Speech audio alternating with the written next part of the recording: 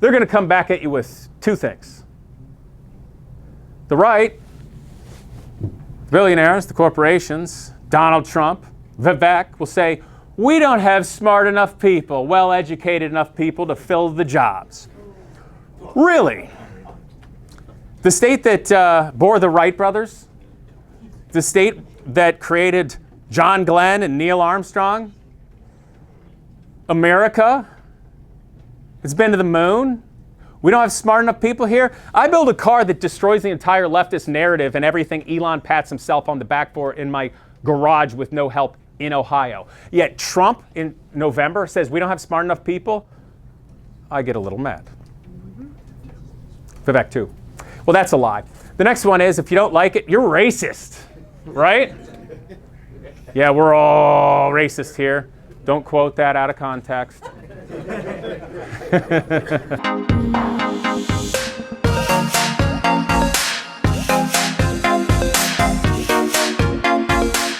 Well, howdy y'all. Thought we ought to do a little talking. I'm genuinely honored you're here. And Schmidt, I hope some of you know, and all of you will know after tonight, this is truly an amazing restaurant because it has a family history going back to the 1800s. I think this is a jewel of Ohio and Columbus, and it's part of our heritage, you know, because at the end of the day, a state is simply a grouping of the people, their dreams, their hard work, the things that they fought for, and it's good to stay grounded in that. And we live in a time of change, great change. You know, there's things that are a manifestation that we see that on the horizon, data centers. To say that there's uncertainty is an understatement. But for just a little story of Schmidt's, what it means to me, I've been coming here since I was a little kid. My family would bring me here. And the older generation, the World War II generation, you know, the Korea generation, that one, the older guys when I was a little kid, you know, the ones that would golf at the family golf course too, the retirees, whenever they would get together, family down in North Carolina, family here in Ohio, they'd come to Ohio, we'd go to the Air Force Museum at Wright Pat, have a good time. They'd tell all stories, and I didn't know when I was a kid the family I was fortunate enough to be born into to have firsthand stories. But we would always end up at Schmidt's around an Ohio State football game. Yeah. But I have to tell you, just in a little bit of a point from the heart, that family's gone now. Virtually all gone. Still have my great uncle. He was the one that flew F-4s in Vietnam and such, so still great stories. But we don't get to come to Schmidt's anymore together. But over the years of doing Genius Garage and mentoring students, we've had some fun times at Schmidt's. Taylor remembers maybe having to get a taxi on the way. Might have had more than one beer that night. But it's good fun. And tonight I'm honored because I get to share that with all of you. And we are Ohio family, period. And I mean that. And I think most of you have gotten an inkling, but I hope you know that this is not a speech written by some political science people or a political party, or in the case of Vivek, lifted directly from Barack Obama. I thought I would simply speak from the heart in that regard. So I've had a lot of good stories, but tonight we really have to talk about Ohio. And I'm not going to tell you all those about mine because I think tonight we're going to make some new stories of coming together in a way that matters with friends and family. My wife and little one, which I have to point out, Taylor, she won't stand up because she's got 2 months left to go before our next baby girl comes. But if you think I'm doing something brave running for office right now against an establishment and billionaire that would love me to be gone, I think she's even braver and got more going on. Yes. And the little pups, of course. But the family goes back, and Ohio's a big deal. If you guys will remember, over 100 years ago, there were 2 bicycle mechanics that built a wind tunnel and tested airfoils. Before that was a thing. Of course, that was the Wright brothers, and they made powered flight before great material science would make awesome structures, and before the internal combustion engine made a lot of horsepower per pound, and even to make a replica of the Wright Flyer today is incredibly difficult. That's Ohio. That's what we have. But where are we going today? A little bit about me beyond that. Obviously, family that goes back to the 1800s, people that have fought through countless wars. And that, as Yoda says, wars not make one great. but it's part of your history. It's part of remembering who you are, what Ohio is, what America is. And I'm simply a product of that. Now, the family business growing up was Little Seneca Hills Golf Course. It was rural Ohio. It's nothing like Pebble Beach. Basically, we were fancy grass farmers that threw parties and worked our butts off from dawn till dusk every day. So I certainly learned the value of a dollar because it's very hard to make and it goes away very quickly, which is feeling the pain of all of you and the uncertainty. But over the last decade plus, I graduated Ohio State. It was third generation Ohio State. My granddad went there on the GI Bill, graduated in 1950, College of Optometry after World War II. My parents in the 70s, me in 2005. Well, and I fought pretty hard afterward. Spent some time going back home working there because frankly I thought my father would literally work himself to death. Fortunately, he didn't. But cars were the thing I loved, building. And there's been three big things I've done with my life because I saw what I thought was wrong with the world, how I could make it better. And one of those relates to my college experience. As much as I love the history of Ohio State and the family went there, it left a lot to be desired, as does most universities in America. I'll remind you that 17-year-old kids can take out a loan that they can't default on and go $100,000 or more in debt. And even go into a major with no jobs. That's a major problem in America today and Ohio because you take those people off the chessboard of life. They're no longer going to be an asset to the future. They're not going to start a business. They're barely going to start a family. They're probably going to be in debt up forever. And all you've done is create a new political radical. Whatever it is, probably the university or the circles they fall into gets them mad because they feel like the system screwed them and they need to change it. Well, the system did screw them. They got taken advantage of and I don't like it. After college, I had to fight hard to try to make a living, try to make a way. I had a little shop restoring historic cars, preparing vintage race cars and such. Practical engineering, difficult. I have high-end clients that entrust me with their car to do 180 miles an hour with a bunch of other people. There's a little bit of stress. It matters. And that was also where I started working on that Omega car, that high-efficiency car you may have seen on Tucker Carlson. But I bring that up because, and I was down in Dublin with my shop, building. I bring that up because while I was there, I got to go to this race, and I was racing at Watkins Glen. And I remember vividly thinking to myself, while on the track, it was a foggy, rainy day in upstate New York, I'm thinking, what am I doing? I'm hundreds of miles away from home. I'm racing, that's cool. I'm here with one friend. Nobody sees it. I'm not doing anything that matters to anybody else other than a little fun for myself. And that stuck with me a bit. But there was the time when I was mentoring some engineering students at Ohio State. Because you can graduate a 4-year degree in engineering and never turn a screwdriver. And that's frankly insane and a detriment to industry. And the trouble is these mechanical engineering students, I'm going to be nice to them, they can't fabricate their way out of a wet paper bag. They lack practical engineering experience. And that's partially due to the fact that since the 1980s, we pushed back the trades. You know, blue-collar trades. We all started looking down on them, thumbing our nose at it, and forgetting about it, pushing college prep because it was a massive industry. But I realized the value of it, and I also realized with my business and mentoring these students, I saw firsthand what the students weren't getting at Ohio State. Mentorship, connections to real people, doing any projects in the real world outside of the academic vacuum. And I realized all the amazing people that I've met and know, from CEOs to fighter pilots, et cetera. And I thought, you know, if I'm going to be involved with cars and airplanes anyway, I should just do it in a way that matters. And that was the idea that created the Genius Garage. 501c3 educational charity my wife and I have done for now 11, 12 years. And it was simple. Do a project where they all come together. You have to understand everything from the budget, the optics, real world. There's no safety net. Everybody's watching. You have to solve your differences, come together, engineering project, and go race. Write papers. Get them to think beyond just doing book reports. And the concept, the idea worked from day one and immediately started getting them jobs. Now, the truth be told, when I had the idea, there was a number of people around Columbus that liked it and wanted to get together at it.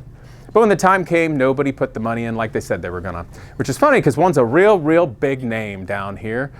I feel like maybe has their name on an arena or two or a few buildings around here. But it never came to be. And me at the time being about a 30-year-old and not independently wealthy, I was determined. This is too good of an idea to let die. I'm gonna do it anyway. And I was only going to be able to do it 1 year because it about wrecked me in time and money. But it worked. And people donated a little bit of money, a little bit of something afterward. Wasn't enough to do a lot on. Surely wasn't enough to pay me or anybody else. Basically just enough rope to hang myself. Sounds a little morbid, but it was a lot of time. And I stuck with it. And I stuck with it because it mattered. And so I can proudly say I have students everywhere from Lockheed Martin, Even out at old Tesla in Palo Alto, they're at GM, they're at Ford, they're at Marathon, a whole host of other Fortune 100, 500 companies. But they're also at amazing startup companies building their own businesses.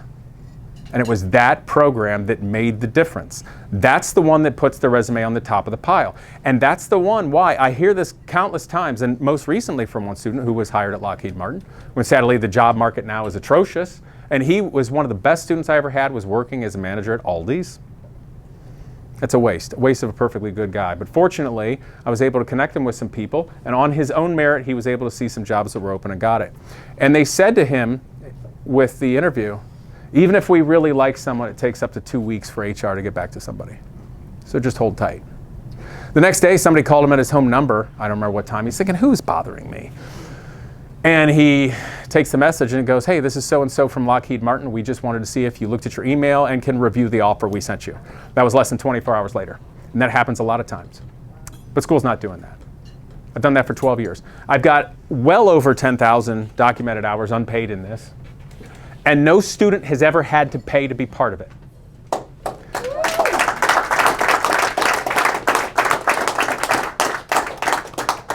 That was able to happen because people donated and people cared. Not corporations, not universities, not the government of any kind. But Ohio... How do you feel about the government? Oh, you love that. You love that. We'll have fun with talk about that later. I'm not a fan. I'm more of a fan of the original intent rather than what it's become. So, jobs. It made the difference. Now, no one had to pay for it for a couple reasons. One, yeah, I went out and got the support so it can exist. But a big part of it was I didn't want a perfect concept to be mutated. I didn't want it to be taken for the advantage specifically of any one company or any one school or any political organization. I wanted to choose people based on what is in their head and their hearts and nothing else. Not their last name, not their family's financial horsepower. And this is where I'll start picking a fight. I get really sick and tired of the left. All they ever do is tout the environment. But what do I see them doing other than political power? All the division in America I see coming from them. They like to divide it, set everybody apart, set everybody else apart. And don't worry, I'm going to pick on the right too, because we basically live in a giant political industrial complex that only ever keeps us addicted and fighting and hating each other for them to have power. Yeah. When we should all realize the fact of the matter is we have a lot more in common than we have apart. But I say that and I get a little mad at the left because I have over 10,000 hours in this, and don't clap, but I appreciate you. I got a Lifetime Achievement Award from President Trump. I even got one from old Joe Biden, and I got to fly with the Thunderbirds as an awesome hometown hero, which I loved. Maybe it was worth it just for that. I didn't puke, and I didn't pass out, so that's it. Took everything I got. But I have to tell you, I'm actually more proud of the Joe Biden Award, and the reason is simple. It's because I'm probably the only straight white guy that ever got an acknowledgement from him or that administration. But that frustrates me a little. Because you know the funny thing is I got a real nice plaque on the wall and a presidential crest and a little pin and all that jazz. But it won't buy you a cup of coffee. It won't support a nonprofit in any way. Nothing. Nothing. So what is that other than a platitude and a way for a presidential administration to pat themselves on the back, like they actually care about any of us when they don't? Ohio has something, Ohio means jobs. Okay? People with salaries in every county will go out, and for students that are the same age demographics as the one I've done, from say 18 years old to 25, mid-20s, they will pay the tuition of school for them to get jobs, minimum of $7,000 a year for 2 years. They'll even pay the first 6 months' salary for the employer for these students. And I'm thinking, thank God, this is something that can really make this program continue. But the fine print at the end that they don't tell you is it's only for ex-drug addicts, felons, alcoholics, people born in extreme poverty. Now that's nice, but I ask the question, why is it the only thing that I've found in 11 years, remotely from the government, to support the best young people, when I've been specifically helping young people be the best they possibly can be of every demographic, Ohio won't even help the people who want to work and are in the best position to it. Something's wrong with that. So Genius Garage, it means a great deal to me, but I've learned how the sausage is made with universities, which I'm going to come back to here in this. With companies, with our skills bridge gap. And that also exists with the military, for vets getting out, young vets, skills bridge, to the so-called real world, civilian world, I should say. They've got great skills, they've got great dedication, they've got unbelievable work ethic. It's a hard transition. And that's stupid. It's stupid because what are we doing? What are we do? Are we even paying attention? You know, something that shocked me, I realized. I'm kind of going to just chat. We're going to have fun. And I am going to get to all the positive things at the end that we're going to do. You're going to love it. We talk about school shootings, right? They're horrific. Ask Grok. On average a year, it's about 17 young people die in a school shooting. But it's about 240 a year that pass away in recess and gym class. That's interesting. How many vets commit suicide a year? 6,000. And those are the ones that are reported. What on earth? Why? What do we do to them? Or what is it that they're coming back to or not coming back to? Why aren't we looking after utilizing who they are and their talents and such to do things? Public works projects, to lead, to help actually build our communities and our infrastructure better. But we're not. The vets will tell you the thing called the pill kill. VA, here's some pills, go away. It's the numbers. And when I realized that, when you start to look at things like that and you pay attention to everything going on, like I did with Gina's Garage, when you go out there to make a difference, when you actually look at the numbers and you see the political division going on both sides, it's BS. Something else that was important to me. This is about the time I started Genius Garage. The Omega car. I think, have some of you see the Tucker Carlson episode where I talked about that? Yeah. Mm-hmm. Well, I got inspired to do that. I've always been a car guy and a builder, and I've got a daughter that's being silly. Hey, Pops, you want to come up here with Daddy? You don't. You did with me the other time. So y'all remember Obama, right? Well, truth be told, back then, I wasn't that interested in politics. That was a while ago. I was in my 20s. I cared more about trying to build fast cars and chase pretty girls. But I remember when he came out, everybody was interested in him, and young people were, and we watched the Democratic National Convention before he was elected. And I remember him say, I will help Detroit retool so the energy, fuel-efficient cars of tomorrow built here for the sake of the nation and the world. And I thought, BS. You're not Kennedy in the 60s. We're not going to the moon before the decade is out. You're not going to do a darn thing. So he got in office, we had the financial crisis. I'll remind you, created by Washington, D.C., created by a government, created by lending. And I'll also remind you this. When I look back at the entirety of my life growing up in Tiffin, the family golf course, even when I was a kid watching everybody come through in there talk about their hopes, their dreams, their woes, hundreds of thousands of people. Remember when manufacturing started going away, especially from small towns in the 80s and 90s? Remember what that did? Remember the financial issue in 2009? Remember what that did? When you start really looking back about everything that made it difficult for a community, for all of us, everything, the problem was created by the government, wasn't it? Yeah. Anything getting better? Let me ask you something. Let's say in the last 10 years, what has happened from the government, whether it's, let's talk state level, it's federal. What has happened you thought, wow, they have gotten out of our way, we can build a new business, we've got greater cars, we can afford a home, we can afford to build a family, and hey, I think there's going to be a great tomorrow. What has happened? It's not rhetorical, I'm actually asking because I don't know. Yeah, it's pretty hard. So the Omega car, I remember that about Obama saying that about retool in Detroit. And that was before the electric car became a thing. And just in my own looking at things that I can build, I started looking at material science and one day I go, whoa, there's a myriad of ways we can build a more sustainably recyclable, mass-produced structures for vehicles. I'm going to make a more efficient car that's affordable, that has a lower carbon footprint, better for the environment. Because last I checked, the environment isn't actually a partisan thing. And any hunter or sportsman or fly fisherman that spent hours upon hours standing in a stream, sitting in a tree stand, you're pretty in tune with the environment. Anybody that remembers playing in creeks as a kid, we were pretty in tune with the environment. And we care about it, and not just for the sake of political leverage like we've seen from certain parties over the years, which gets very tiring. So I built the car, and I said on video, which is fun because Tucker actually used it in one of their shorts and then gave me gangster glasses. I said it will get over 100 miles to the gallon, and it'll do 0 to 60 under 5 seconds, mark my words. Straight diesel, non-hybrid, no electric, no whiz-bee-bangy magic tricks. So I built it back in 2012 and 13, showed it, exhibited it one thing, It was actually at Pittsburgh at a hangar party. Kind of displayed it to some friends at an exotic car party type thing. And I was so tired from building the darn thing. And I realized one day, I don't have a voice. It doesn't matter what this thing can do if nobody knows it. So I sat on it, frankly, for 10 years. Just something there as a prop to show genius grad students automotive design. But when the last presidential election was happening between Kamala and Trump, at the time, I go, dear God, please not Kamala. No. And what I liked about it, and Trump at the time, was electric vehicle mandates. Stupid. On a federal level, because the Biden administration want to make it so the vast majority of all cars sold new by a certain time is electric. Old Gavin Newsom, oh, he's brilliant, isn't he?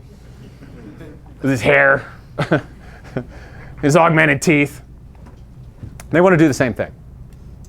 But the funny thing is, government regulation of industry is actually one of the mechanical hallmarks of fascism, and that's exactly what the left was doing with the automotive industry.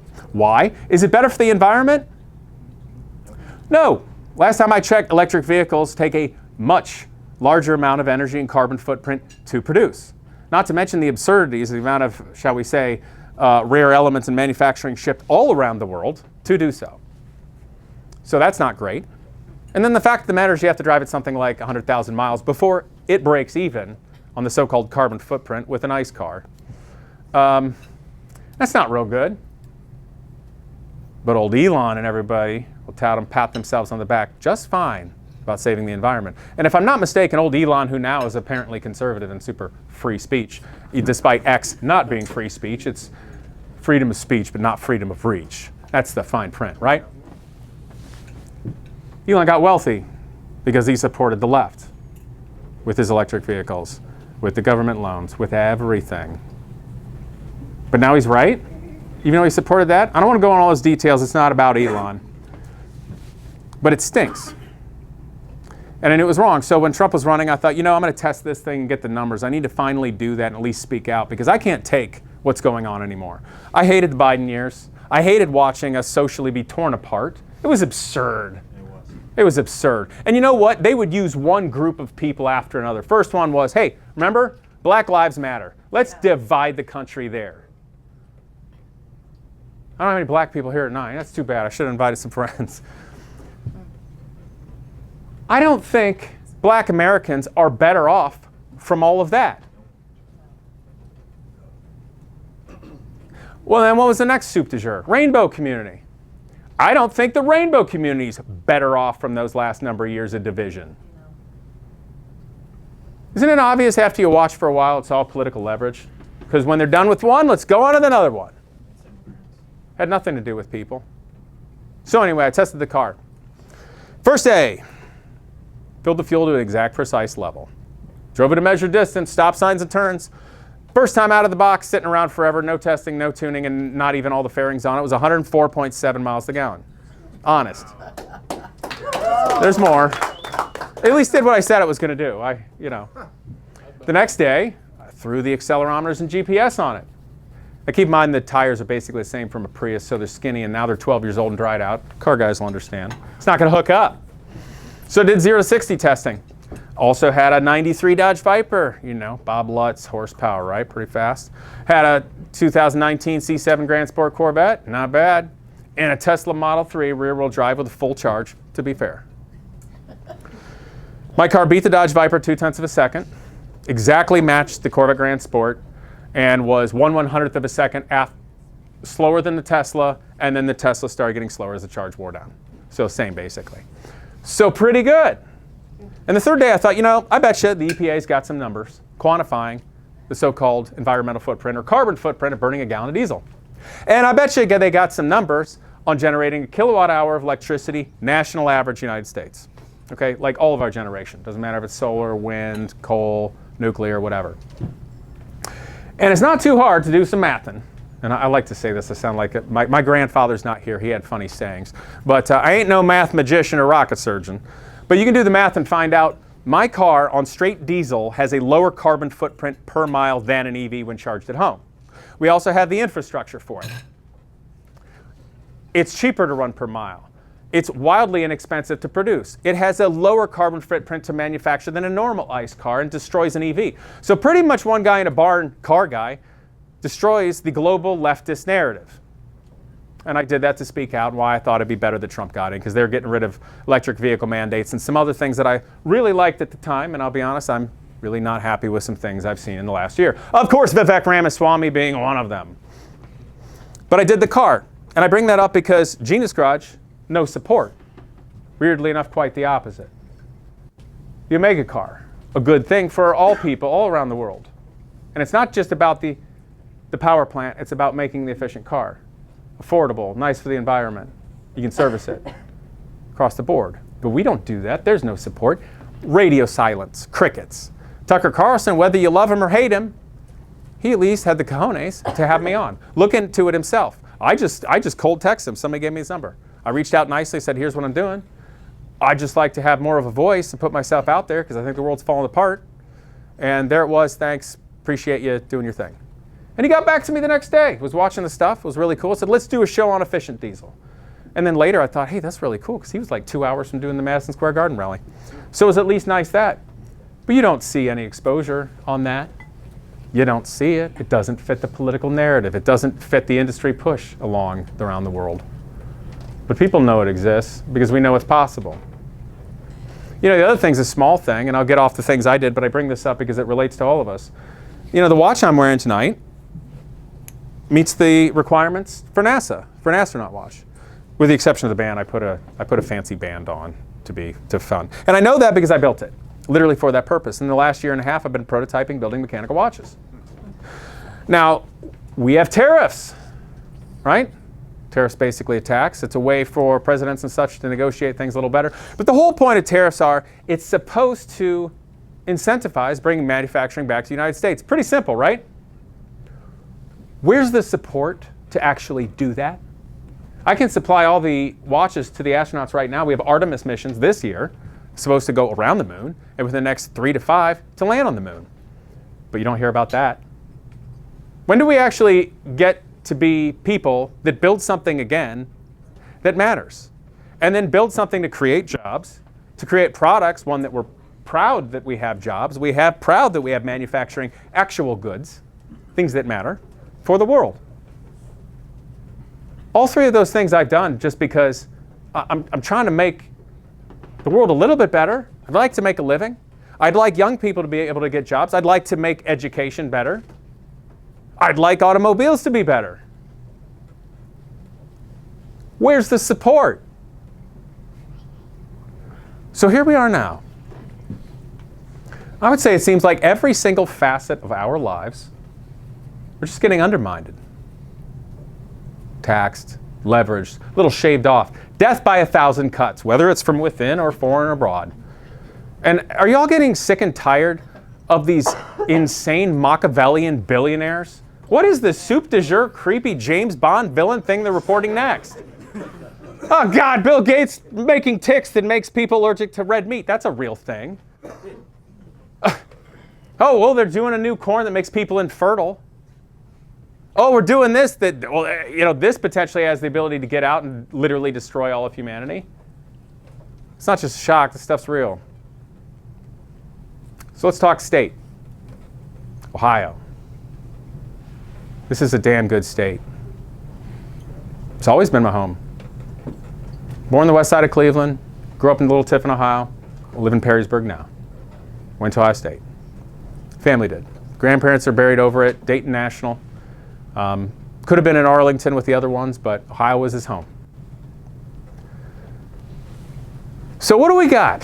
What do we got for politicians? People that are supposed to lead us, our economy, our future, ensure us, represent us in a government that is supposed to be for the people and by the people. Well, we got Amy Acton for the Democrats. She has a pretty smile and nice hair. But she resigned as the health director, quoting, "The pressure was too much." And that's the person the Democrat Party thinks should be at the helm of the ship of Ohio. A $100 billion economy, a fleet of F-16s, and creepy billionaires trying to screw up all of our lives here. Amy, the one who helped locked down the entirety of the state. Yes. Yeah. How many people's businesses were destroyed? I know some. So many. How many people's livelihoods were destroyed? We're still feeling the effects. Yes. There's no real leadership there at all. None. I don't care if she was a Democrat or Republican. That's not a leader. That shows you there's something worse going on. So the old Republicans. Now that's the party I have aligned with because I care about conservative values. Actual ones, good ones. Building a family, caring about your community, being able to build your own business, see the fruits of your labor, build it tomorrow. And whether people want to beat up on this or we're getting psyops from left, right, and center, the fact of the matter is the United States was formed on Christian values.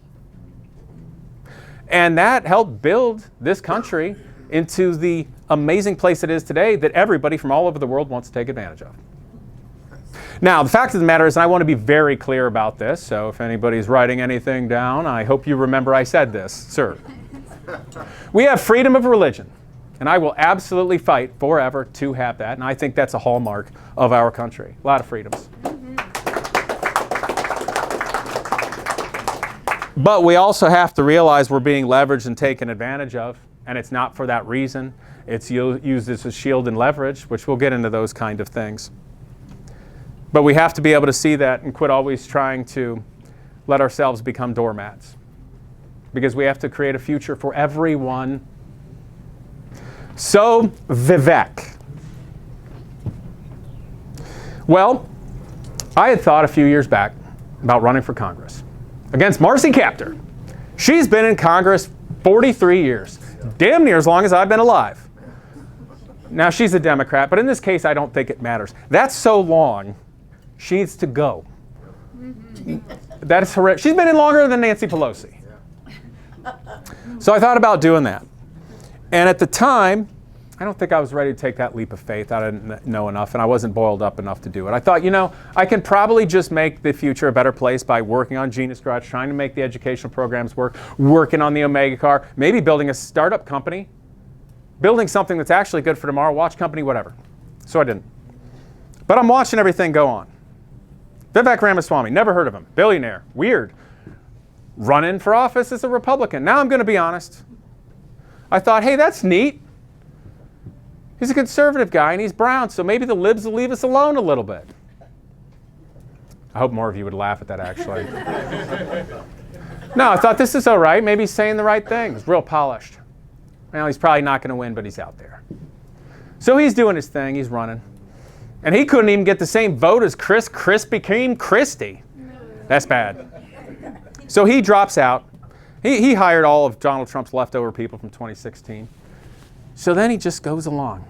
Uses all Donald Trump's talking points, trying to ingratiate himself in there. I still don't know who the heck this person is or where he came from. Not really worried about it, though. So we go through, and eventually he gets appointed to do Doge. Doge is important. I don't care who you are. Be nice to get rid of trillions of dollars of waste and abuse in America. Wouldn't that be nice if we actually got to have a prosperous future, not just get destroyed by everything? So him and Elon are going to do that. Cool. Comes time for the inauguration. Hey, we're excited. MLK files, JFK files, Epstein files. All right, save some money, a future. Well, where was Vivek? It's kind of weird. All of a sudden he gets out, and then all of a sudden, boom, he's in Ohio, way too early, getting astroturfed in. Bought his way on every podcast, getting all these endorsements. Yeah, something stinks. Did he get booted? Did they hate him? And Ohio was his consolation prize. Just stick the guy that earned himself spending millions of dollars to help Trump get in. That's where they're going to stick him. I don't know, but I didn't like it. That's the first moment I thought there was something wrong in the MAGA world. I'm going to be real with you. Because all my interpersonal alarms are going off about this Vivek guy. And I got mad. I even started thinking about running then, because I was that bothered by it. And thought about it. Had somebody call me that I knew. Really knows a lot of people in politics, federal. And he talked me out of it. And he was adamant, said, Vivek is not going to win. He's not going to win. Just don't worry about it. Whatever. If you want to get involved, we can do something else. But he's not going to go in. Don't worry about it. And I believed him. I decided not to do anything about it. I'm going to go about my year. I'm going to raise my family. I'm going to do Genius Garage. I'm going to make a difference, like my granddad said before he left. You're already making a difference. Just keep doing it. But they clear the field. Seems to be buying his way in, doesn't it? You get further and further along the line, you go, holy mackerel. This isn't good. That's not the right intel. I couldn't take it anymore. And after the Tucker Carlson thing, I'll be honest with you, Omega Card got a lot of exposure. Couldn't keep up with everybody coming my way. And I had people that were interested, acting like investors, private equity, all that jazz. But when the dust settled, I realized all those people coming my way, two things. One, anybody with money or power really just wanted to find out what I had they could exploit easily. And I think when they found out I was just a really good engineer, fabricator, and leader, they were out. Because all the money's going into things like AI and data centers, because it's quick, easy money. No one's investing in America in anything that's actual tangible product that makes our lives better over the long haul. It's what makes money right now, what creates power, because it's really about power while creating nothing. And that really bothered me. I frankly had enough. Because the entirety of my adult life, I'd done all those things to try to make things better with no support. And I'm watching the entirety of our political leadership from Washington, D.C. to Ohio be bought out by outside influences, foreign influences, never doing what they're going to say. And the people who always lose are us, all of us. So Vivek. The best way I can put it is my soul was on fire. It was burning. And I thought a lot about this, and Taylor and I had a conversation. And was it in the car? I said, how do I know the point to decide to do this or not? Was it? She said something very smart, like you would in business. She goes, I think you decide when you know you have enough support to do it, right? I'm like, oh, that's good advice, but I don't think that's the way it's going to work. I think it's going to require a leap of faith. And I thought about it a lot. What's life going to be like if I don't? Where's our state going to end up? Now, I don't mean this as like a platitude. I mean that honestly. Where are we going to end up? Today's already hard enough. What about tomorrow? I'm just going to metaphorically sit down and watch everything burn, hope somebody else will stand up? No one's standing up. Oh, I know the risk. But I thought about it and I realized that I didn't think I could be happy if I didn't. I would feel like my soul was dead. So that was the moment. Vivek, he's a globalist Trojan horse. I don't mean that as a platitude. Now, this is the United States. We are made up of immigrants. There's a however. There is blood and soil here. There's lineage that goes back. Yes. And anybody on earth, the more you have to lose, the more you feel it. Vivek was born to Indian foreign nationals who came here. His father, still to this day, is not a citizen. Kind of weird. Very weird. Son wants to run for president of the United States of America, and you're not a citizen, even though you've lived here since then? He went to Catholic school down in Cincinnati, but left Ohio. He's Hindu. Again, freedom of religion, I'm not knocking him for that, but it does relate to who he is. He went to Harvard and Yale. He said on an interview he was making something like $500,000 to $700,000 in college already. But still took a $50,000 scholarship from Soros family money. That's odd, isn't it? Has no businesses in Ohio, has done no philanthropy in Ohio. Now, I did a speech once where he got to speak afterward. He didn't show up, of course, did it on phone. I think he heard me. Because he said, no, I've donated like $100,000 to charity. He didn't say what it was. We all know what politicians do with charities. They leverage it for whatever their own thing is. So I don't know what that is. But the reason I thumb my nose at it is because I put the last 12 years of my life in it. What's he done? Where's he been? He's now worth over $2 billion. Doubled his net worth in the last 8 months just running for office on taxpayers' donations. Keep in mind, since he started running for office and president, he's not been in office. He got appointed to Doge by the President of the United States to save more money for the United States than the entire budget of Ohio. I would argue more important of a role for all of the United States than being the governor of Ohio. If I got appointed to Doge, you know where I'd be right now? I'd be doing some Doging. Not Vivek. But he doubled his net worth. $100,000 to charity? A lot of money. Don't know where it went. But I do know if you look at his campaign finance in the last 6 months, he spent somewhere between $500,000 and $750,000 on private jet fuel to campaign in a state that I can easily drive a car around in 3 hours. That makes sense? You can track the N number to jets associated from Cleveland to the Turk and Caicos Islands. Yes. That's a funny place to go as a billionaire in a private jet that's running for office. We got nice beaches here, don't we? Or is there something else down there that's important to him? Something else maybe about their structures? I don't know. But it smells funny, doesn't it? Mm-hmm.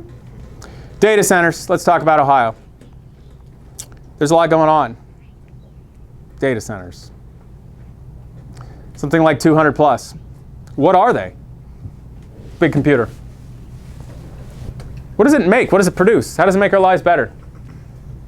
Makes heat. You want to talk about it like an engineer? It thinks. It's a thinking computer that creates heat. Well, they're coming in. They all came under with NDA forms and basically slipped in under the cover of night because they're a stopgap measure for this country. We didn't have the foresight. And now the world is in a metaphorical nuclear arms race of data, AI. Why do we need all this AI? Well, we got to beat China, they say, right? Oh, well, what's it going to do? Oh, it's going to cure cancer, right? Yeah, right. Anybody paid any attention to a pharmaceutical company in the last how many decades? They want to be profitable, not make your life better or cure you. Oh, and we're going to believe that AI is going to make all our lives better in that way. Oh, give me a break. So they think. They're not the little one, mind you, is a meta center. It's a $1 billion project going in up where I was. $1 billion project. No tax. Tax abatements, 10 to 15 years. Not paying any tax. They're not building any new power generation, no nuclear power plants. Nothing clean, nothing worthwhile. Not even coal over there. But we're going to end up subsidizing the cost of them. Why? Because our bills are skyrocketing simply because of them. And what do we get out of it? Nothing. Oh, they're going to create jobs, right? It's a prestige project. No. $1 billion project maybe creates 100 maintenance jobs. Probably people that come in from somewhere else. $85,000 a year, and if I did my math incorrect, that's $8.5 million a year that gets, before the taxes, back into the local economy. $8.5 million a year doesn't remotely even cover the offset of what it's doing to our water and sapping. These things are requiring the same amount of power of cities. There's a 3,700 acre one being planned that effectively uses the same amount of power as a third of the entirety of our state. Dystopia? Spitting in our face and telling us it's rain? Well, they need the cooling. And Vivek, when he was running for office before, says, I think the Ohio River Valley can be the next Silicon Valley, he said. And I thought, what a joke. I laughed at it the same way Obama. Remember? Fuel-efficient cars? No. Because let's be honest, the Ohio River Valley is very rural. Beautiful countryside, but it's rural. We got Cincinnati down there, but Cincinnati is not a tech-booming town. That was code. That was to sell all of us dumb normies to thinking, hey, we're getting something neat, when it's really actually data centers that were set up as a leech. The billionaires, the tech, the corporation, and the political elite knew exactly what they were doing to take advantage of it, because Ohio is one of the top 4 places in the United States with the right infrastructure, the right cheap energy, the right fresh water everywhere, from our aquifers to our rivers and streams and our lake. They knew how to take advantage of us and stick it in before we could do much about it. That's what this was. Vivek is here for his billionaire tech bro buddies to facilitate that. What else? H-1Bs is a hot topic, isn't it? It's a federal issue, but it's something that affects us. Now, let's just get out that. So 72% of them are coming from India, the rest mostly from China. Now, anybody that goes against it or says we don't like it as an American, they're going to come back at you with 2 things. The right, billionaires, the corporations, Donald Trump, Vivek will say, we don't have smart enough people, well-educated enough people to fill the jobs. Really? The state that bore the Wright brothers, the state that created John Glenn and Neil Armstrong, America has been to the moon. We don't have smart enough people here. I build a car that destroys the entire leftist narrative and everything Elon pats himself on the back for in my garage with no help in Ohio. Yet Trump in November says we don't have smart enough people. I get a little mad. Vivek too. Well, that's a lie. The next one is, if you don't like it, you're racist, right? Yeah, we're all racist here. Don't quote that out of context. No, we're not, because if you just look at it, you know we're getting sold out. And frankly, the people from India and the people from China are being taken advantage of. By who? The corporations and the billionaires. Why? You can pay them less. They come here, you can take more advantage of them. They'll accept a lower standard of living, a lower standard of pay. They won't buck the system as much. And I have mentored some young men from India in the past with Gina's Crutch. I know what it's like. They come from a dissimilar culture. It's difficult. But the corporations and the billionaires know how to take advantage of them. Oh, and then they'll tell us we're too stupid to fill the jobs, or we're racist if we don't like it. Well, what's going to happen is when they start coming in and taking the jobs at the superficial level, they get paid less. And all of a sudden, there's a bunch of people that get hired first. Over all the young people that went into debt into school and did everything right and worked hard, that their families have lived here forever, maybe built it into the beautiful, amazing state that it is. Sorry, we're going to get cheap Indian labor here. Then what happens is if they can get a job, guess what's going to be lower? Their salary. See, the dark thing about H-1Bs, which also comes into legal and illegal immigration, because if you notice, the big problem is, why are they bringing all of them in from third world countries? Somalia, that's a big thing. Somalians here. We saw the fraud in Minnesota, $20 billion plus. The reports of literally hundreds of millions of dollars of cash going out of Port Columbus to Minnesota back to Somalia. Those reports. What about old uniparty useless Mike Dewine? Oh, the Haitians are my best buddies in Springfield that overtook that. We need them for the economy. BS, Mike. Who paid you off? Who's got you under their thumb? Who's taking advantage of the Haitians to do it and destroying Springfield? Period. It's not good. How about the truckers? That's a new thing coming out. I recently had one pretty clearly. Don't mean to stereotype from looking, but I think I know when I see a third worlder. Big rig driving center lane, 75 miles an hour.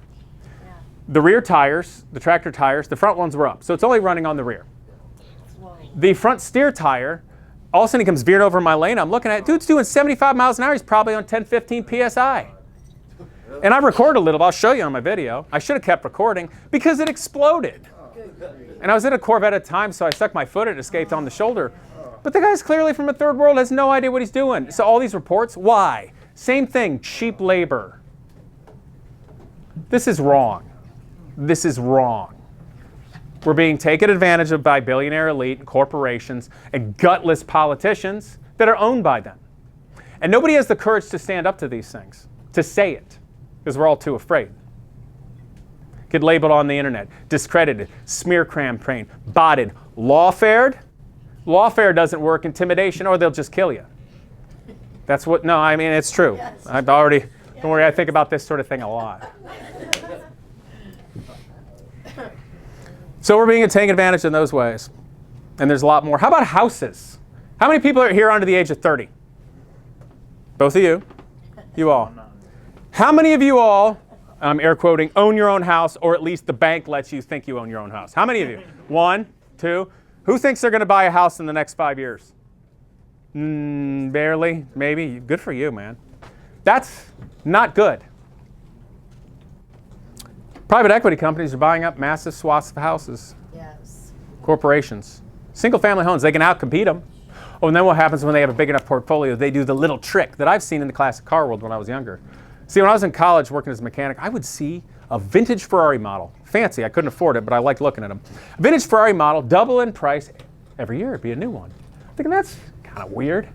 Well, the thing is, when you have enough that you can buy a bunch of something, then you can sell it publicly to your buddies and artificially inflate the market. So they do that with the homes. Politicians don't say anything because more property tax, right? Maybe the private equity companies own them. And also, the people don't say much because we all feel like we're worth more even if we're not. But now we can take out more equity loans and go more in debt. It's a vicious cycle. That destroys the future for young people too. And these things are just across the board. not to mention all the division that we see in America. And I don't like that. And that's why I'm here. Because what I see is absolutely wrong and revolting. Since running as a Republican, which is my party, I don't necessarily expect to be welcome with the red carpet, but I'm like, hey, I'm an Ohioan. I've done some cool things to try to make things better. I'm an okay guy. Got a nice family. Nobody's ever gotten arrested. Nobody's been divorced. We all try hard, fight hard. All right. Wow. You would have thought I was the enemy themselves to the GOP. It's my opinion now that the GOP in Ohio is 100% sold out from the county level and above. Corrupt. Gone. Sold to foreign interests, period. Gutless, and only about money. And if you want to know how out of touch it is, just watch Alex Triantifilo, or whatever his last name is, the head of the Ohio GOP. Hello, Alex, if you're watching. Consider trying to be in touch with the general populace enough that you don't tweet things like this. Not long ago. He writes something to the effect of, it's funny how often the world of politics and organized crime resemble each other. And posts a picture of the dude from Scarface. I may have used a colorful metaphor in my language as a reply to ratio him. Kind of disgusting, right? More than disgusting. But in the time running, I realized, maybe I shouldn't have been that disgusted by what he said because it's true. I stopped going after any endorsements because it's a joke and a racket. It's a racket because it does work like a mob and a mafia. Democrats too, all of it. The parties, they're private parties. I'm going to give you another example. Right now, I am, in fact, on the Republican ticket. On the ballot, officially. Yes.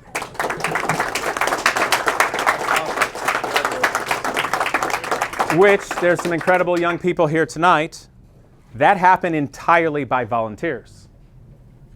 If Vivek's so great, why did it take him 3 or 4 third parties to pay to get his? That's right. Ohioans did this. That's good. But where I was going with it is this. I've had a couple of military buddies, ex-special ops guys, special forces, and they'll just come out to hang out at the rallies and also, frankly, watch my back. And I had one of them text me. It was kind of funny. He's like, look, man, I'm not afraid to take a bullet for Ohio during this election cycle, but if I do, I want a smoking deal on your motorcycle. That's it. I don't want a handout. Just give me a deal. Like, all right, dude. I don't think we're going to have to do that. But I say that because, would you believe that right now, it's been written into Ohio, disgustingly enough, by a state-level politician that's been at the Genius Garage charity I'm at, so she knows me, that old Amy and Vivek get taxpayer-funded security at their events, but not me. Because I'm not endorsed by the party. Parties, which are private entities, which dictate how taxpayer funds are spent. When Vivek is a billionaire whose bodyguard was arrested on federal drug trafficking charges, including, and if I heard this correctly, fentanyl, and his wife's a school teacher. And none of the bodyguards were even licensed. Oh, but yeah, we're going to pay for his security. Why do you need security, Vivek? Where's that documented at? You can look it up. We'll find it later if you want. Yeah. I'll pull it up. I'd like to. Yeah. I don't really like that. I think that's wrong. So the parties, it's not good. Now, with regard to me running, before I start saying some policies and things, I think you guys will appreciate, and then we can ask questions. And let's have a good time at Schmidt's tonight. It's discouraging. People say, oh, he doesn't have the money. Oh, I'm not going to take Casey seriously in his campaign. He doesn't have the money. Do you want to repeat that statement slowly and listen to yourself?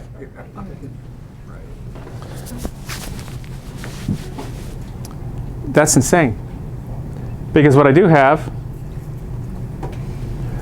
is a resonance with everybody, with the people. This isn't a poli-sci written speech. This isn't calculated. I'm here thinking of specifically what's in the best interest of all Ohioans. So we can actually build a family, build a community, own a home, believe in tomorrow and having a job. But that's not what we have to believe in right now, period. It just isn't. You think Vivek is going to fight for that? When he can just hop on his jet and go wherever and hang out with whatever billionaire buddy? You think he's connected to anything? He was out there with the beef industry, the cattlemen, the ranchers. How much farming has Vivek done? That looks ridiculous. He's a Hindu man and a vegetarian. You ever eat a steak, Vivek? It's kind of weird. Cows. The NRA sold out to him. You think Vivek knows how to shoot? You think he cares about those values? I don't think so. By the way, I'm going to do a video and I'm going to cancel anything with the NRA after that. They're sold out and gone too. Very clear to me. I'm not suggesting doing that because I don't want them to sue me, but I think they're revolting, personally. I don't like that. So here we are. But what's happened is this is an actual movement. And that movement is in Ohio, but it's because we care about America first. Is that fair to say? Yes. Yes. Yes.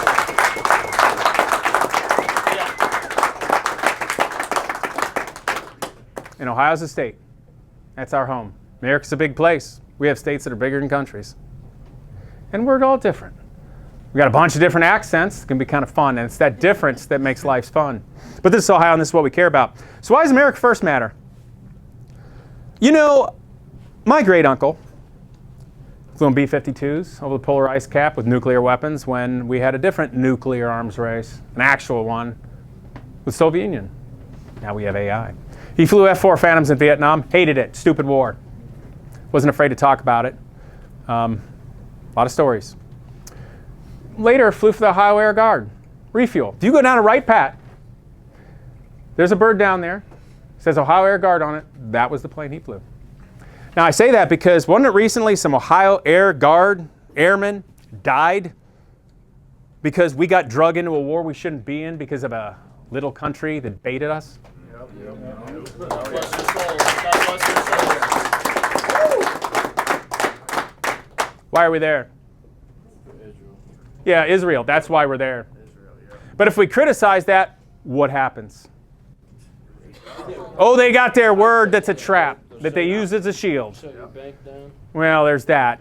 But they always like to say that religion is a shield. Who has the courage to actually call a spade and something wrong when it's wrong? That's wrong.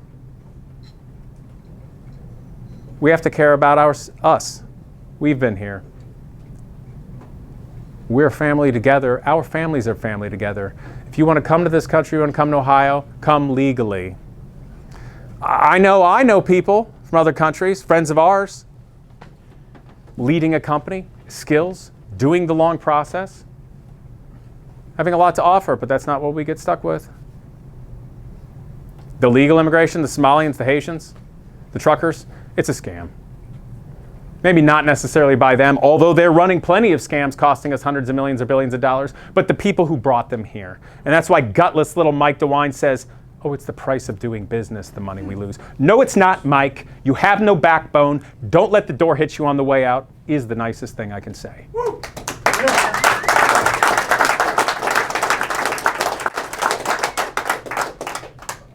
But Vivek's got to go and Amy's got to go. And the only way to do that is for us to have a better movement policy. Now you're all here for a reason. So let's talk about some things. Heritage, that matters. We are in an amazing restaurant right now whose family is the same family that's had it since the 1800s. And Schmidt's, whether you like German food or not, has been an absolute centerpiece and jewel for Columbus and Ohio for every single football game, every event out there, and has brought families together for decades. My family. My family's gone. Now I got you guys, and I get to share it with you. Those things matter. There's more. Why does heritage matter? Because we actually have to protect it. If we lose everything about who we are and where we built to build the state, and we forget about that, we're in a good position to be pushed around, leveraged, and taken advantage of, aren't we? Tiffin, Ohio, the historic courthouse from the 1800s, built by people who wanted a better tomorrow, had dreamed, worked hard, it got torn down because it was left a ruin. Oh, and it would have been cost too much to restore, and it's not that. When most likely somebody probably made money this way from tearing it down and building a new one, which will never mean the same or be as good as the original one. That should be a heritage site that we should care about. We have to care. Pit Race, the racetrack outside of Pittsburgh. Now, we might not think much about racetracks, but it was a beautiful place, created a lot of business. That was the culture. Pit Race was beautiful. Brought people in from all around the country to Pittsburgh. Guess what? Gone. Data center. Muscled out. It's almost a hate crime. Oh, it's horrific. It's a direct attack on the culture. What do we do to protect that for the people? The people of Pennsylvania and Pittsburgh are worse off. You take out Mid-Ohio, I will go to war, okay? Car guys in here, all right? We're in it anyway. But no, really, there needs to be heritage protection and help for things that matter to our culture. Courthouses, racetracks, century-plus farms, buildings, restaurants like in German Village. They need to continue because it's who we are and it matters. Not to data centers, not to box stores. Remember the gentrification that happened down in the Short North? Short North used to be a real charming art district. It's kind of different now, isn't it? Got exploited. So hopefully it retains its charm and character. But that's something that's important. But let's move on from that. Obviously, data centers, they have to be pushed back on. Truth of the matter is they're here. This is the new status quo. But it doesn't mean that it had to be done in a way that's an actual net loss and leech for Ohio, because that's what it is, period. And no politician, no gutless billionaire, and nobody can intimidate me or anybody else to thinking it's otherwise, because it's not. Woo.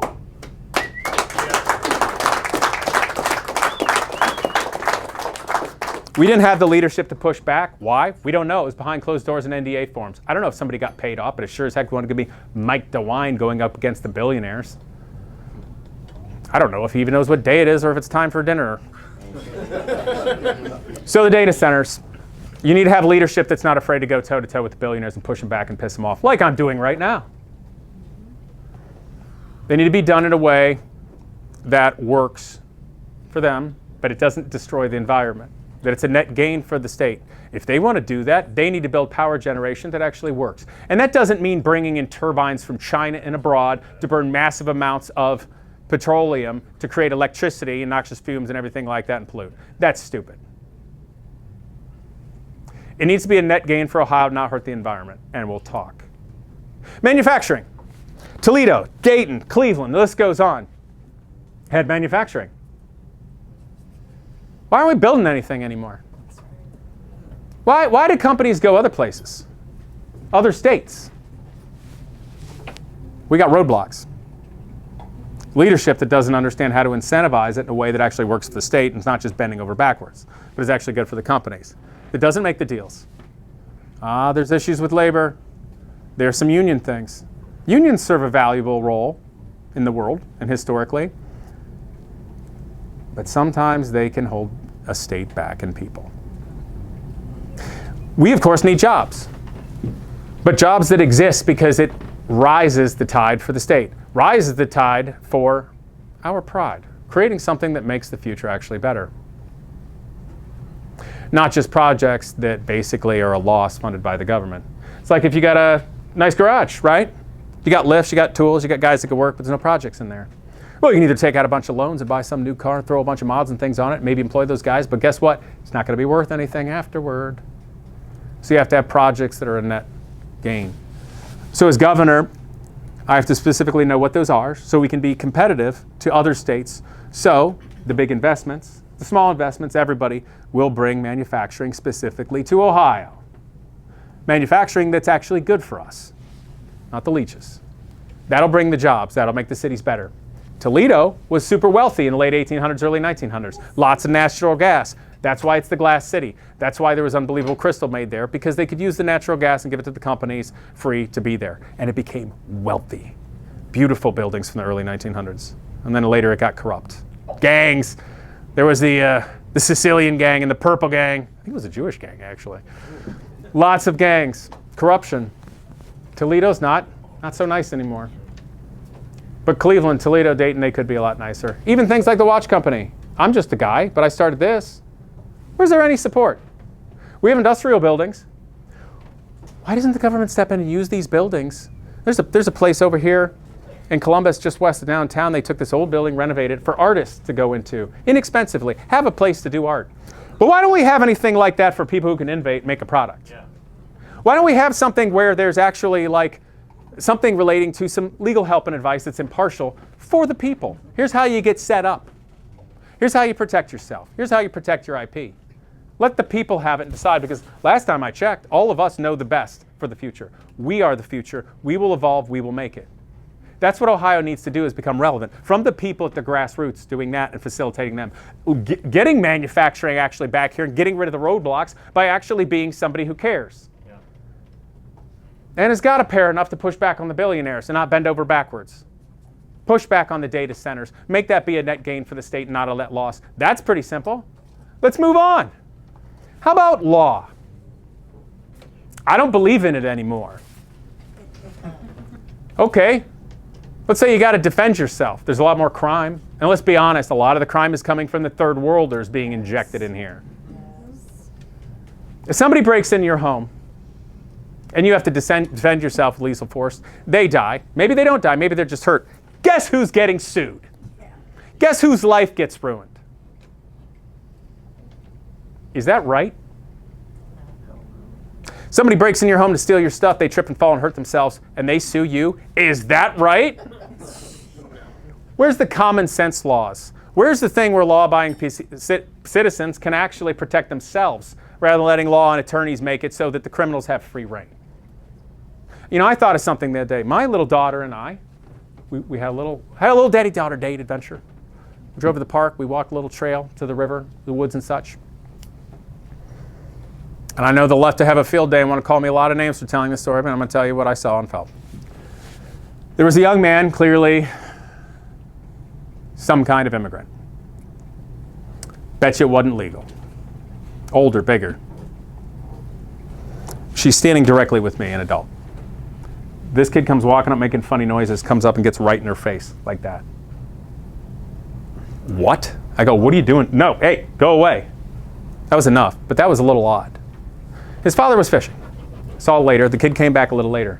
The kid did it again, walked around me like, I'm like, go away. I didn't even use any mean names. Bushy's alone. Here's my point. If illegal immigrants, aliens, third worlders, with the nature of the way our law is now, attacks you, steals from you, harms you, kills you, rapes you,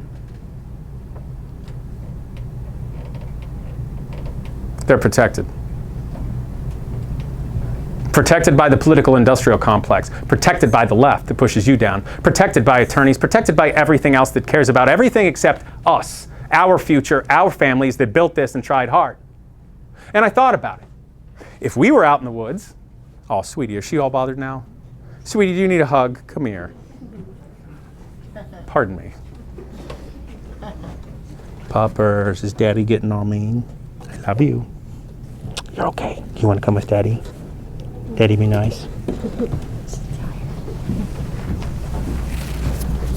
So let's say we're out in the woods. We have coyotes. Coyote attacks your kid. Bang. No coyote. Illegal immigrant kid or somebody attacks your kid. Bang.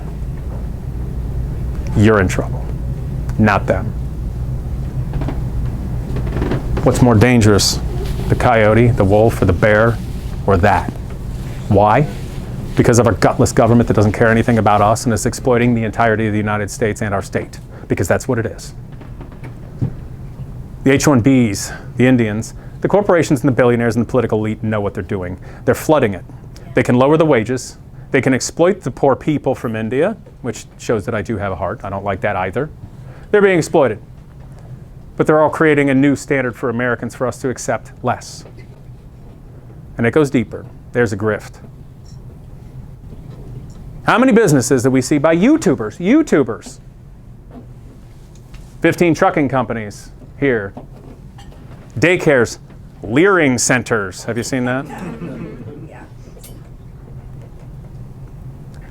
We're being destroyed. You think the Republicans that have totally sold out from the state level and above to a Soros scholarship, no philanthropy, no businesses, globalist Trojan horse, born to Indian foreign nationals, you think that's going to look out in the best interest of us? Nope. Amy Acton resigned as health director when the pressure was too much. COVID lockdown Amy. What's she going to do if a presidential administration wants our Ohio Air Guard to send all the F-16s over to some stupid war for a foreign nation that does nothing to us? No backbone. You know, that's something else in America First. What is it, $330 million Ohio's invested in Israeli bonds at low return? Pretty lousy investment. Doesn't matter what country, it happens to be Israel in that regard. Bad investment. And more going to it. Why? What are they doing for us? We're going to make this a religious thing? Okay, well, let's pick some others. Or how about this? It's a bad investment and we need to take out all the Israeli bonds and reinvest in something that's better. One thing we've been working on is relating to that so it can start paying off people's medical debt. That's something. But I've got something I want to do personally.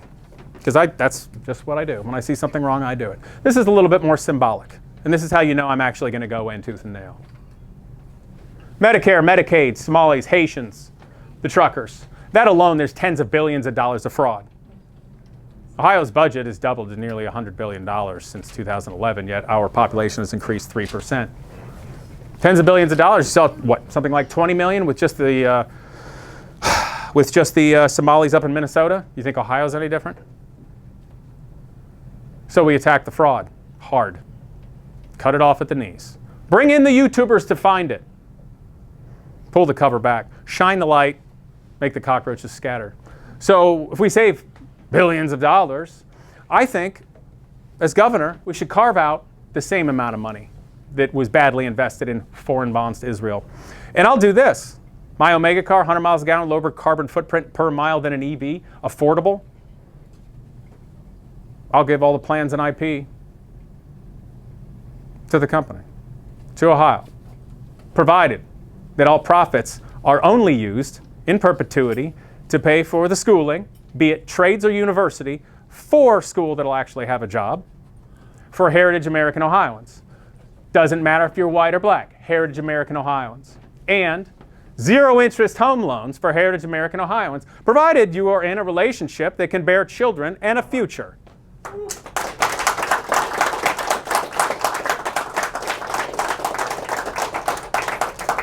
I don't need to be a billionaire.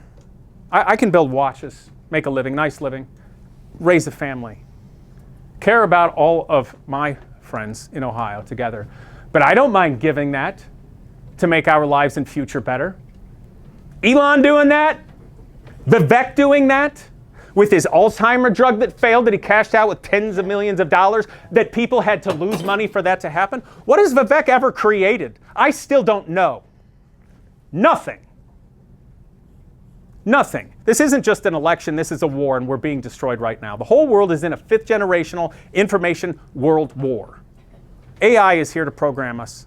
Did you see there's starting to be some lawsuits, one against YouTube Meta for addiction? We're being set up to be divided, period. I've been doing social media for the last 7 years and I know how that works. It's gross. X is not the real world. TikTok's not the real world. YouTube's not real world. This is the real world, but they're trying to make the digital world real. I don't like those things. The Israeli bonds, we're getting screwed, but we're getting screwed everywhere. So I wanted that to be symbolic. I will give that for the people of Ohio to do that.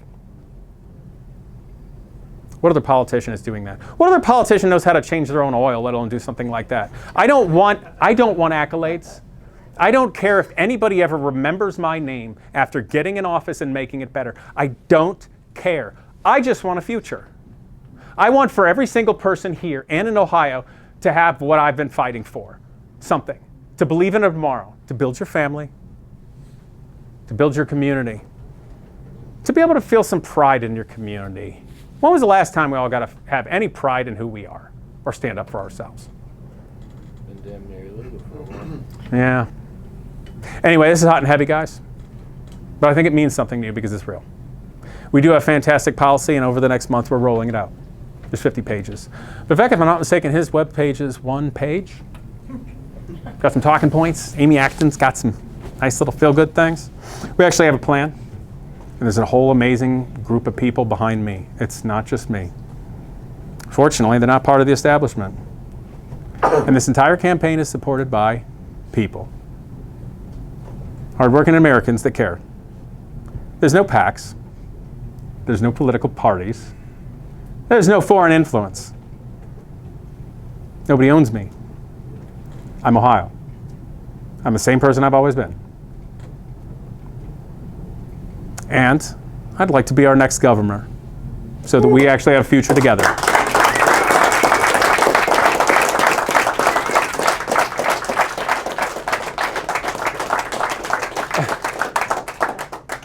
I talked for a while. I got passionate because this is Schmidt's.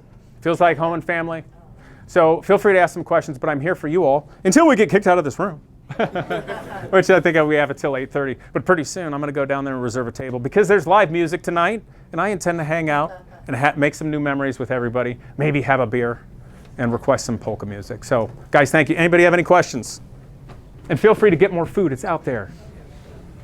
Casey, we got about 60 to 80 people online at some point after the room. Would you like to answer online questions? We can do that. How about this gentleman, because he came all the way first? Yeah, we'll do the room first. I was just wondering, what's your opinion on Section 1201 of the MCA that makes it illegal to break digital locks, punishable by up to 5 years in prison, even if it's for the sake of repair?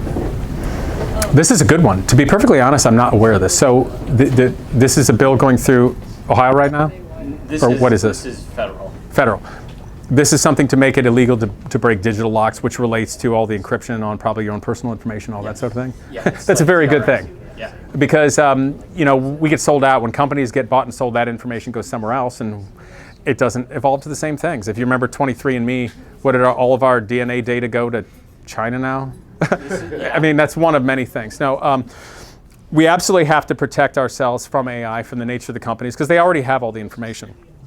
And AI, with all the data centers and the power of B, is there to understand all of it. Understand all of it because they will 100% know how to blueprint our own behavior as individuals and people, which is also how to flawlessly program us and propagandize us without us knowing.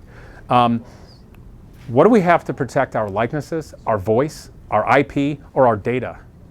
Nothing. That was one of the first things that made me real mad about Donald Trump last year. I know a lot of us liked him, and I support him all, voted for him all 3 times for president, even supported his campaign, but I'm not happy. And one was unregulated AI and the Big Beautiful Bill, which later became like a presidential initiative. Game over, man. They don't need 10 years before the tech bros alone will have more power than whatever the government is.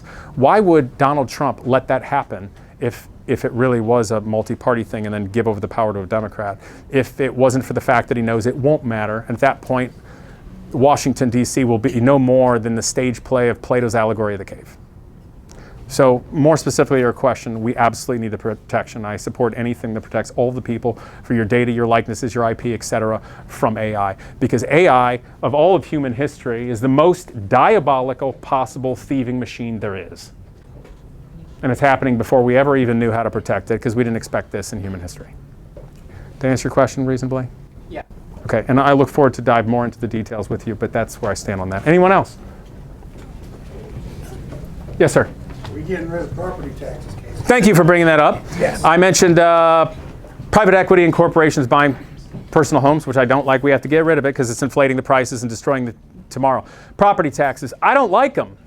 We should get rid of them for private homes. Why? Number of reasons. Let me give you an example. So let's say you're a senior on a fixed income. Hi, you want to ask a question? You get to next. I love you. Here, come here. I'm going to Scooby you. You want Scoobies? Come here. You can sit on my shoulders. So if we get rid of property taxes, are you going to jump up there or be silly? Come on. Up you go. You're going to go to mama? Okay. You got bashful? Okay, you can ask a question. If we get rid of property taxes, it puts the power back in the people. Because if you have a fixed income and the government just does what it always does, screw everything up, so they step in it and walk out smelling like roses, because that's what they do. Property taxes go up, economy goes down, seniors can't afford the property taxes, you lose your home. So if all you're doing is basically renting from the government, do you even own your own home? No. So how are we as people, because last time I checked, we are Ohio, we are America, we are the best resource beyond just our land, and the government's supposed to represent us. And the name Ohio just means us here. The point is this, if you get rid of it, we have the power again because we own our own stuff. The government can't take it. But also, if they want to fund things that they use the property tax to, it has to go to a vote. Give us some power back. Now the politicians will scare you because they say, well, that's where most of the funding for schools comes from. Well, it's true. It's actually not constitutional to do it that way. But here's the thing. I think last year alone, public schools was $16.1 or $16.4 billion. How much was the Somali fraud in Minnesota alone? $20 billion? Think about everything we're getting screwed in Ohio right now. So if you go in and obliterate the fraud to the tune of many billions of dollars, guess what? It's going to be no problem funding the schools while us not having to pay property taxes. Get it? But old Mike Dewine will go like, oh, we won't be able to afford to pay for the schools. Well, yeah, Mike, you're right. Under your garbage direction with all the fraud and waste going on. So how about we get rid of that so we don't have to worry about it? May seem overly simple, but that's literally how that works. So the property taxes have to go. Anything else, guys?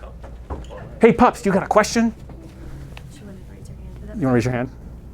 What's your question? Yes, sir. I don't know all the information, but there seems to be an invitation by a group in Ohio to bring together the candidates that are running for governor. Okay.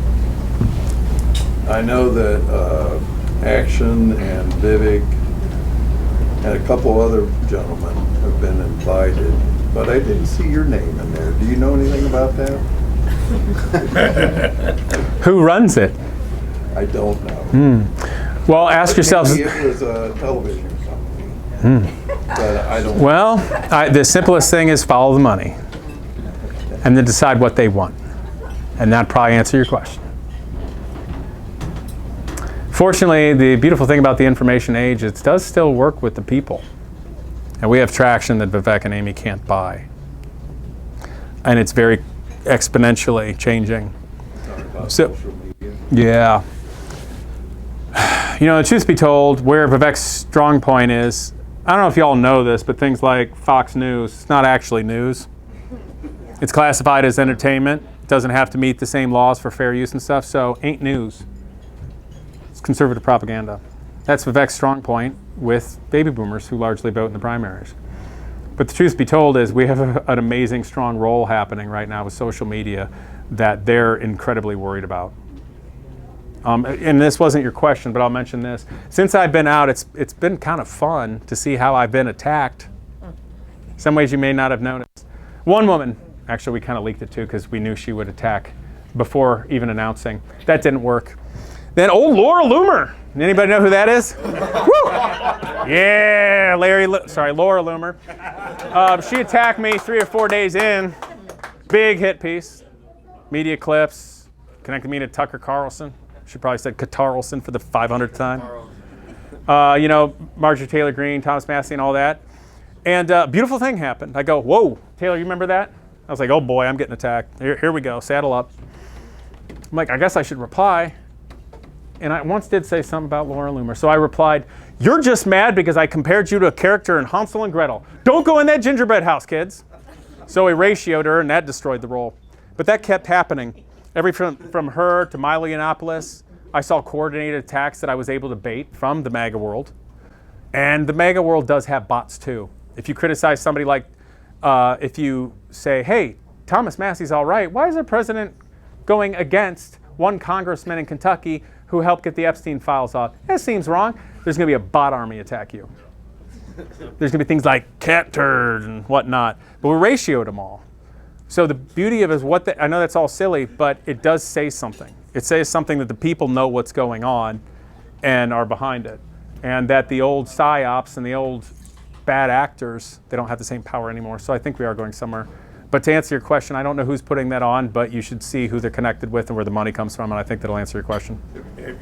Have you been invited for any of that? No, in fact, I know for a fact, with people telling me that the higher level GOP, whether that's county or whatnot, have been making phone calls to lower level county GOPs trying to forbid them from letting me speak. Really? Yeah, which they don't really have that authority. And some of them gave them the old one of those. So that is very, very much happening because they're very much afraid of it. Everything Vivek says and does is polished. He doesn't have the ability to just go out and talk to anybody with any questions and whatnot and reflect that. And the cracks in his facade are showing because all he's been doing is running for office on the same talking points that somebody else makes for him for the last 2 years. And then we get to see all these weird things like, how did he ever actually make money? Did he make anything? So yeah, they don't want me around because I'm undermining everything their establishment narratives have built. Well, maybe it means you're getting some traction. It does. They're worried. It was fun actually when we announced in December, and I hope I'm not being, I know you guys came here for this, but I hope I'm not being overly long-winded. It was kind of fun. because I put this together with some very smart people, including my wife, who did the website and branding and such, outside of the machine. No one saw it coming. It was like the metaphorical supersonic under-the-radar airstrike in December, and the entirety of the establishment, the GOP, the Democrats, went silent.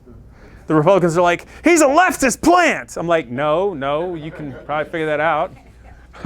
And then the left was like, oh, cool, beat up Vivek for us. And I'm like, don't worry, I'm coming for you next.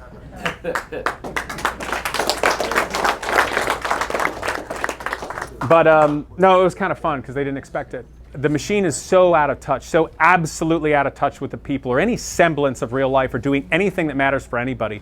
Only money, which I'll remind you, there's some other funny money around here, isn't there? Leslie Herbert Wexner, I think is the full name. Anybody heard of him? Who was his pal a while back ago that had full power of attorney over the entirety of his multi-billion-dollar estate and was given the second largest, most expensive home in Ohio? Who helped him build New Albany? Oh, that's Jeffrey Epstein. That a coincidence? That a coincidence that Les? Again, I got to bring up religion. I'm sorry, but it's the fact. Is it interesting that Les, I believe, has a foundation to help cultivate Jewish leadership? What about everybody else? A lot of weird things going out there in the world, isn't there? What GOP politicians have done fundraisers in that circle? They don't like me because I'm not part of any of those circles, and I actually care about the people, and I get it. And I'm smart enough to do things like build a 100-mile-a-gallon car and understanding manufacturing. I do in things like Genius Garage and stick to it for 10 years, although I don't get paid, because it matters, and I know what's wrong with education, and we fix it. Here's another thing I want to add, and there's lots, but this is important. So Ohio State University, right? I got the hat on. I got less hair. By the way, I'll make a hair joke. So Amy Acton, right? I saw her post something. She said, vote for the change Ohio needs. And I said, oh, please. The only change you bring is a nice smile and pretty hair. And I wrote, vote Putsch. No hair, but you won't care. So, yeah, right?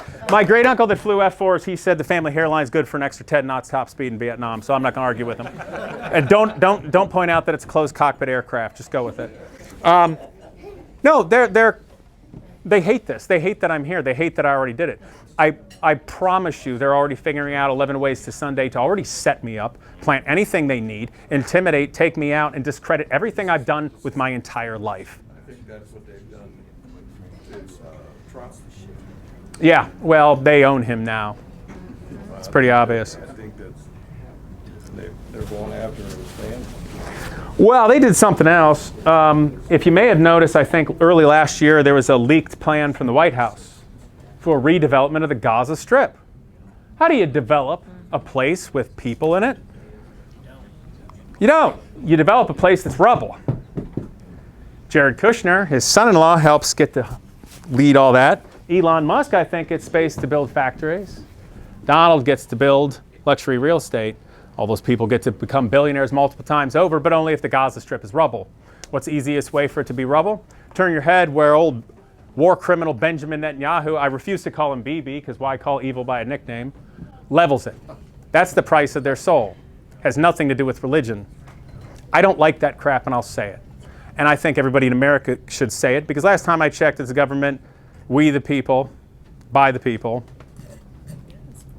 and there's more of us than them. And we know what's right, and we know what's wrong. I just wanted to say that. Guys, any other questions? Thank you. You're welcome.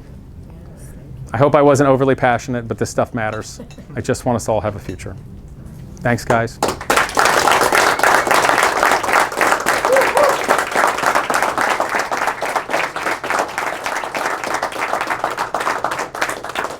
Oh, the little point about the hat before I got on it, joking about my hairline, was this is actually my grandfather's last hat he had before he died. There's a lot about Ohio State I'm not proud of at all. Not proud of where it's going. Not proud of what it is. Not proud that they're sitting on maybe $9 billion endowment that they could invest and pay for, my goodness, full scholarships to how many young people? Instead of making foreigners pay full board. Yeah.